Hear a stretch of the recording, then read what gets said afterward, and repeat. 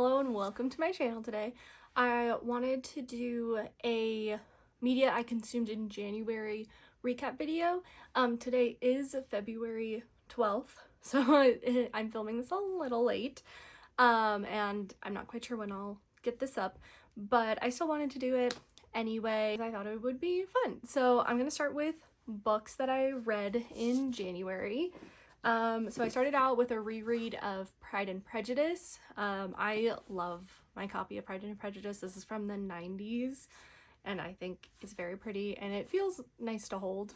That's important to me, honestly. And you know, it's a classic for a reason. It never gets old. I'm not sure how many times I've read this book, but I always really enjoy it.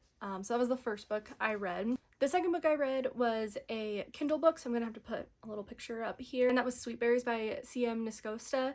I think that's how you say her name, which is the second book in the Cambric Creek series. If you've heard of Morning Glory Milking Farm, Sweet Berries is the second book, and I love those books. I think that they're super cute. I can't wait to read more of her books. I've only read those two so far, and I think they're like so cute. So if you're into like monster romance and like adorably cute romance, check out her books because I am happy by the end of every book.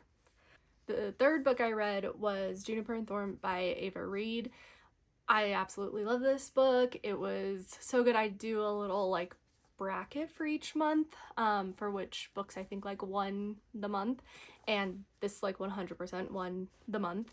I've only read Lady Macbeth and Juniper and Thorn by Ava Reid so far, and I've loved both of those books. I love the men in both of those books, like Men written by Ava Reid, and I also don't relate to either of the main characters in either of those books, but I absolutely love them, and I love the journeys they go on. If I had to describe the descriptions that she has in this book, they're grotesquely beautiful.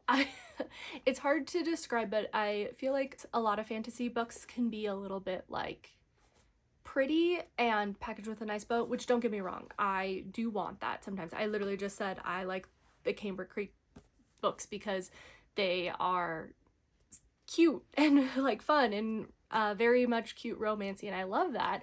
I also love when a book is darker and not like necessarily like super dark things happen in this. It's just the descriptions are more raw.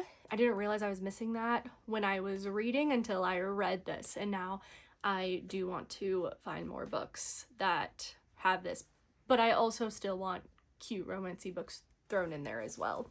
And the fourth book, which I will also put up here, was actually an audiobook. It was Lord of the Rings, The Two Towers. I am a huge Lord of the Rings movie fan, and I know a lot of the lore from the books, but I've never read them, and so I'm listening to them instead. Still a lot of time to listen to those books, and so I listened to The Two Towers. It's fun to hear more of the details that are in the book that didn't make it into the movie, and there are some things that happen in the book that I'm like, why wasn't that in the movie? And so I really enjoyed that as well. Okay, movies and shows that I watched in January. I had never watched White Lotus, and I watched seasons 1 and 2. Absolutely obsessed. I cannot wait until season 3. I wish that Jennifer Coolidge would come back. I know some people are like, bring her back as the twin sister and stuff, and I would eat that up. I absolutely have loved White Lotus so far, and I cannot wait to see what happens in season 3, and I also cannot wait to listen to the opening song because that is my jam. I listen to the opening song from season 2 all the time on repeat. A new movie I watched in January was Your Monster.